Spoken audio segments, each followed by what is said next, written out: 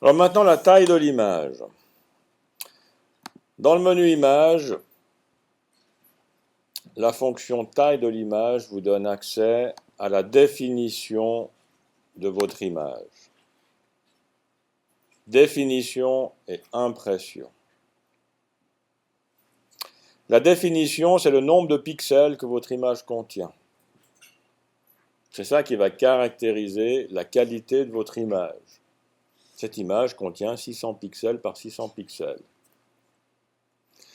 Maintenant, selon comment je vais répartir ces pixels sur une feuille, pour l'imprimer, j'aurai une dimension d'impression. Et cette répartition-là s'appelle la résolution. Actuellement, cette image est réglée avec une résolution à 72 pixels par pouce. Et si je prends une quantité de 600 pixels et que je la répartis à 72 pixels par pouce, 1 pouce valant 2 cm,54, 2 cm et demi à peu près, j'ai une dimension qui fait 21,17 cm. Donc si j'imprime cette image, c'est cette dimension-là qui sera utilisée. Maintenant, vous constatez que la largeur et la hauteur, actuellement, je ne peux pas la modifier. Je ne peux pas changer la quantité de pixels. Donc, je ne peux pas changer la définition de mon image, telle que c'est réglé ici. Par contre, la résolution ou la largeur et la hauteur peuvent être changées. Et si je change un de ces trois paramètres, vous avez une petite chaîne ici qui relie les trois informations. Si j'en change un, ça a un impact sur les deux autres. Donc si maintenant j'augmente la résolution et qu'à la place de 72, je mets 144, qui est le double, j'aurai une image qui sera 2 fois plus petite au niveau de sa dimension d'impression.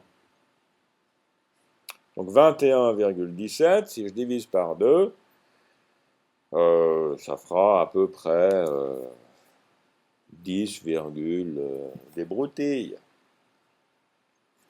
On essaye 144, voilà, 10,58.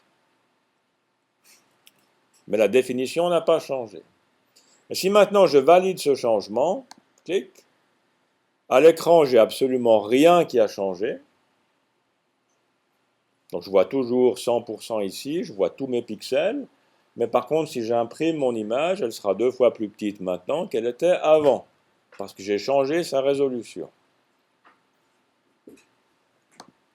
Alors dans le menu image, taille de l'image, si on veut une résolution professionnelle au niveau d'une impression professionnelle chez un imprimeur, les valeurs qu'on doit avoir ici, c'est 300. Si on imprime sur une imprimante à jet d'encre, si on veut une bonne qualité, les valeurs, c'est 300. Ce n'est pas plus que 300. On n'a pas besoin d'imprimer une image à 1200 pixels par pouce. Ça sert strictement à rien. 300, ça suffit largement. Une imprimante laser comme on a ici, genre imprimante laser de secrétariat, une résolution à 200, ça suffit largement. Et une résolution à 72, entre 72 et 100, c'est pour l'écran. C'est pour afficher une image. Les résolutions de l'écran, actuellement, c'est guère plus que 100 pixels par pouce.